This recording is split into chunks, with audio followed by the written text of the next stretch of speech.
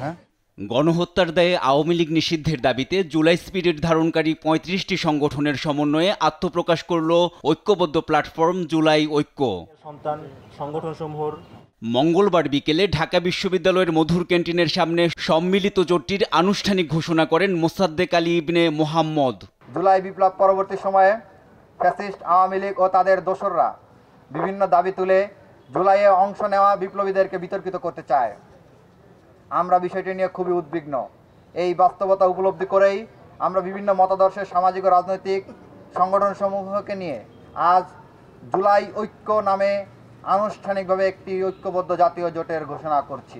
এই সময় ইনকিলাব Mancha, July Mancha, July revolutionary journalist alliance, July revolutionary alliance, রক্তিম July, private university student alliance of Bangladesh, united peoples Bangladesh সহ বেশ কয়েকটি সামাজিক ও রাজনৈতিক সংগঠনের প্রতিনিধিরা উপস্থিত ছিলেন।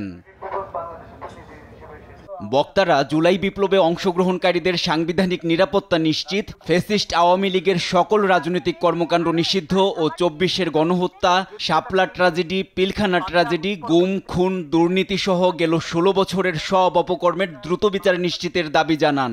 আওয়ামী লীগ গত ১৫ বছরে যে সকল কাজকর্ম করেছে তারা ৩টার বেশি গণহত্যা চালিয়েছে। পিলখানা, শাপলা, মোদিবিরোধী আন্দোলনে প্রায় অনেকগুলো মানুষকে মেরেছে। তারপরে আরো এমন কোনো হত্যাকাণ্ড থেকে শুরু করে, গুম থেকে দুর্নীতি থেকে শুরু করে এমন কোনো অপকর্ম নাই যা তারা করে নাই। সবগুলো জোট মিলে এখন আমরা জোটবদ্ধ হয়েছি যে আমরা আরো একবার জুলাইয়ের মতো ঐক্যবদ্ধ হয়ে আওয়ামী লীগ নিষিদ্ধ করব।